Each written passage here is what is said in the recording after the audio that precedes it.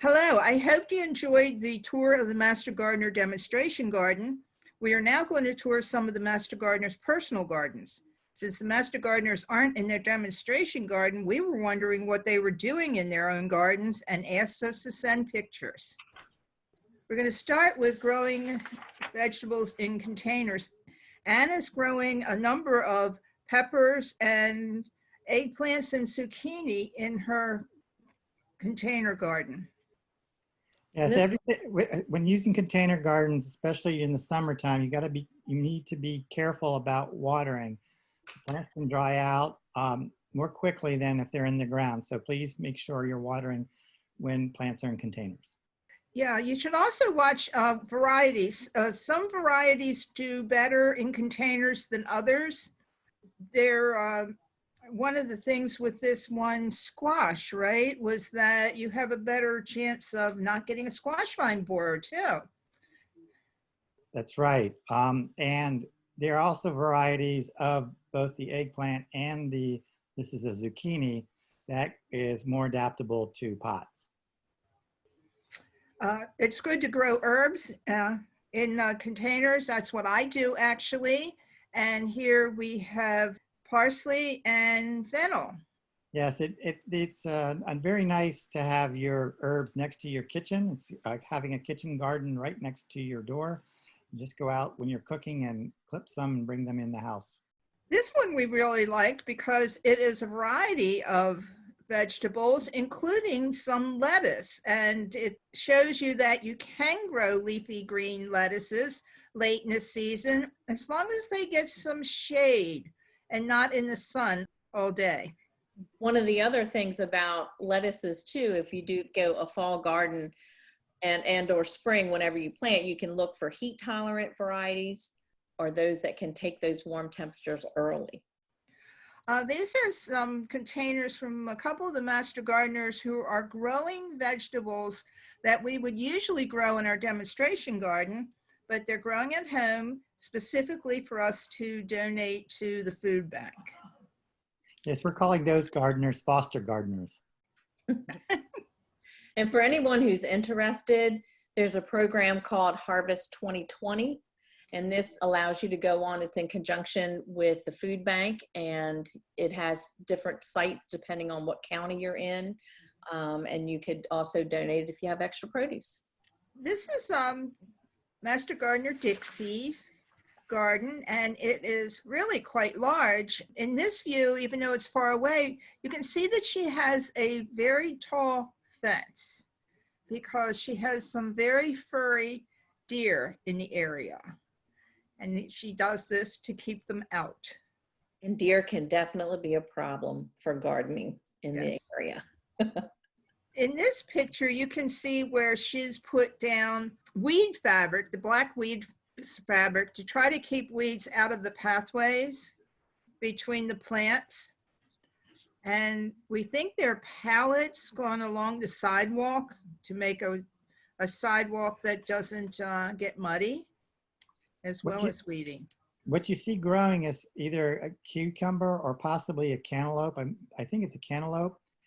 With this past spring being cool and rainy, the black plastic certainly helped the melons grow, and with the lack of heat. And you can see that she's very successful with it.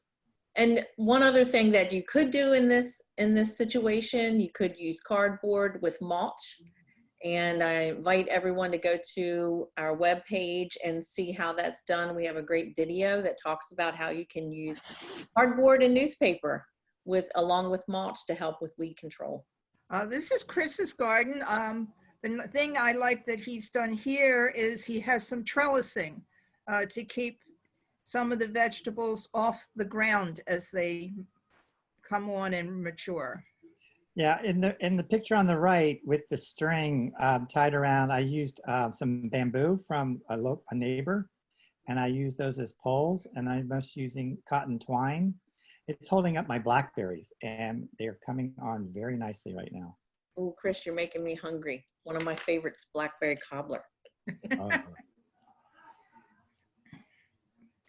This is a very interesting concept, gardening over the septic drainage field. And this is one of the mound ones, which are really quite unsightly and difficult to mow the grass if you just let them go grassly. What Allison has done is made this a pollinator garden. And this is another view of that garden. And you can just see in the background of this picture, the neighbor across the street has a mound that's just grassy. And this is just a top side view of that same garden. And she had put a pathway through it so she could maintain it, basically. That's really neat, because from the first angle, you wouldn't even know there was a path in there. No. Very creative. Yeah, I think this is a really good example for people.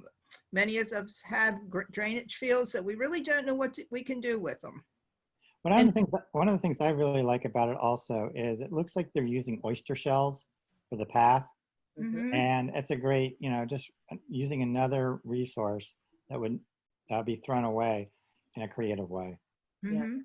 And the key here to remember, and I hope everyone has already noticed, is there's no trees for roots that would go into the drainage system. We're talking about perennials and small shrubs, not any large or small trees. Right, and it's not recommended to put in edibles either. Correct. Great point.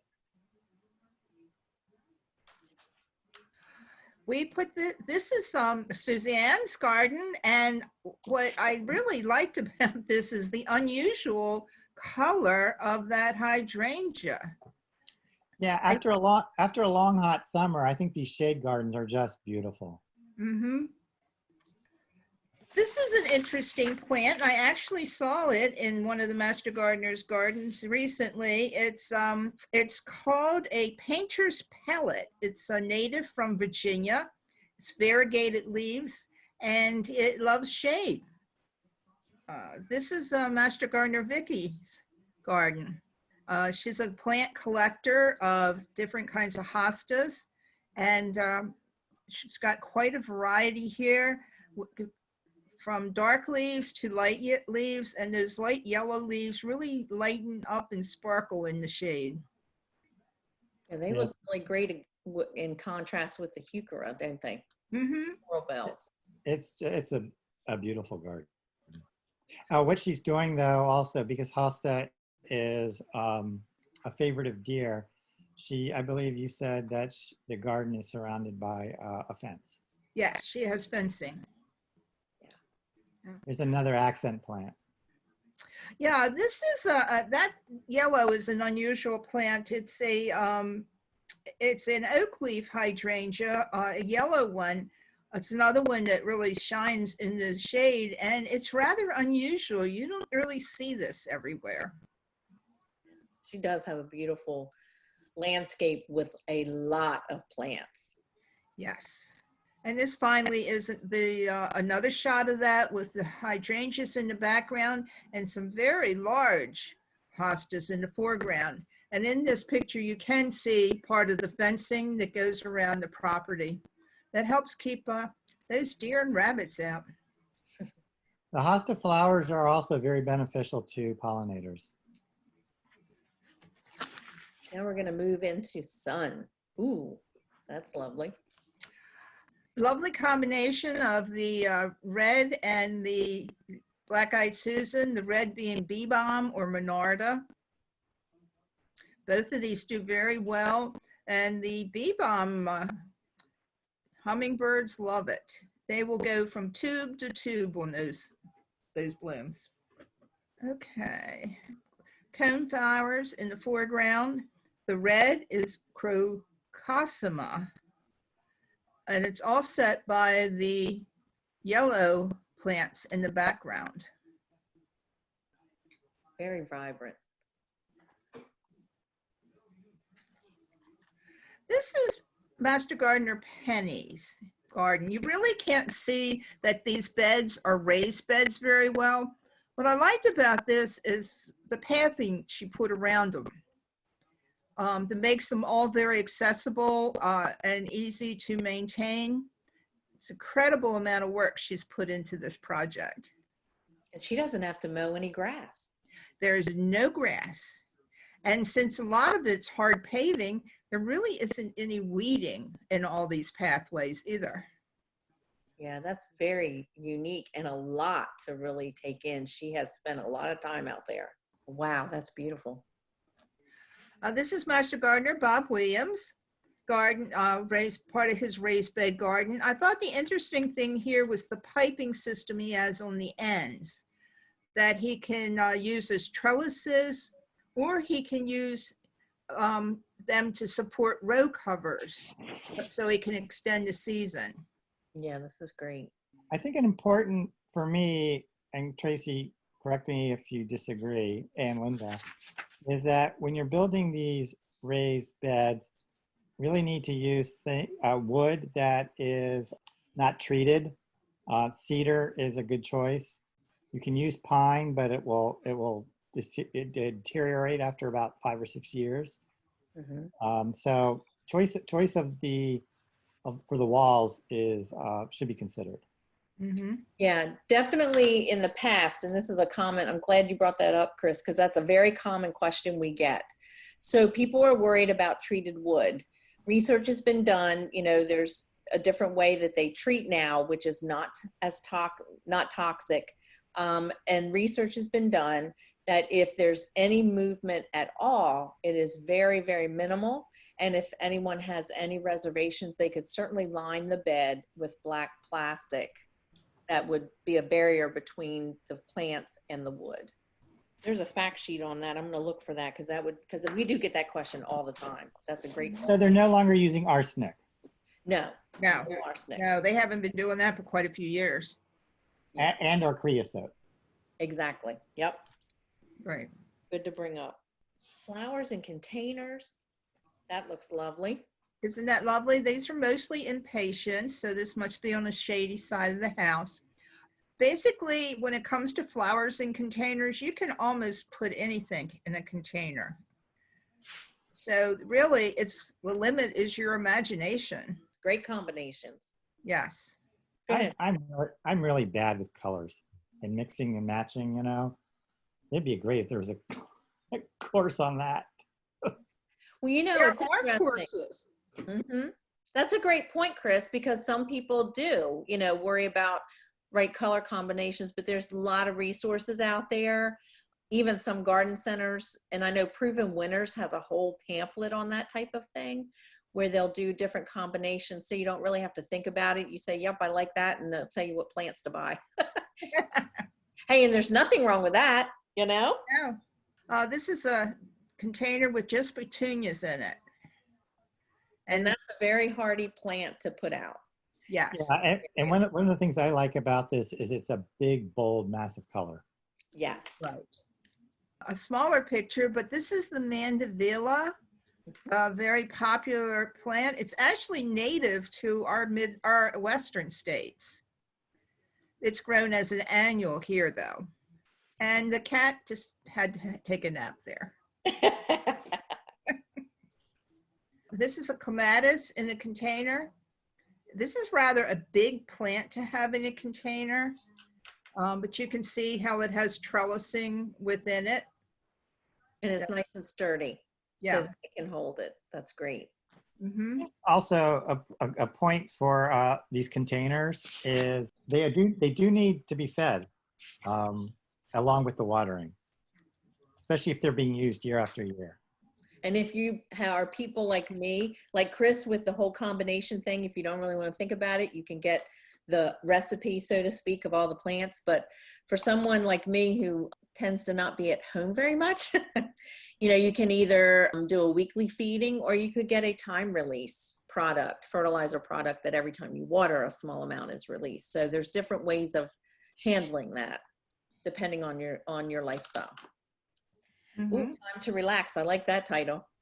This is a very nice patio entrance. Having the fencing around it and the plants gives it a lot more privacy from neighbors than you might have. And you look at that, and the great thing about that kind of goes back to the concept of rooms, outdoor rooms. Right. This makes it more inviting and, an atmosphere to chat. I also like the mulch and the different types of stone to help draw your eye. And that nice curved walkway is very appealing as well. Right. This is inside the room, and it has a nice fire pit. That looks like a great place to hang out, It does. especially with friends. But I love how in this particular photo, you have both shade and sun. So you really get the benefit of both growing environments. Mm-hmm. This is on the other side of the patio, just another little place for two people to hang out. The trellis is nicely placed, so it takes up some of that dead space on the siding where there's nothing. And it's honeysuckle. Oh, that's the native one, isn't it? That's the native one, yes. Yeah, and that really does a great way of framing the seating area, but it also softens the house, Right. the side of the house there, to make it, like you say, much more inviting. Really nice. This is a master gardener named Jerry. He has an amazing garden and amazing art collection. But I like how it extends really from this view. You can see how you gradually go from the house out into the landscape and then open space. Right. And he's done a nice job of framing that to provide a little bit of a background. And I'm sure the water feature is very relaxing, great way to unwind, and beautiful flowers and containers.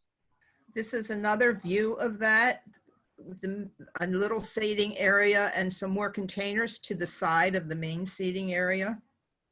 I think this is a great example of how you can create an outdoor room. And, you know, if you have close neighbors, there's a lot of different ideas out there on how you can create, you know, this is more like a living wall, or that obstructs the view so you feel more.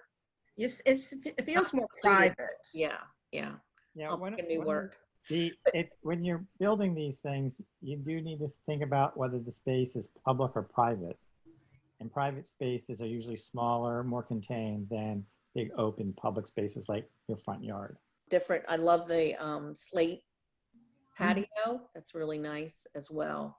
Mm-hmm. And the grouping of the pots. The nice thing about pots, if you have that ability, you can group them like that so they have a better impact. But you can also move them around. If you get tired of, you know, one view, you can change it up. Right. This is just part of the outside of the seating area. I love his little bird baths and things that he incorporates into his landscape.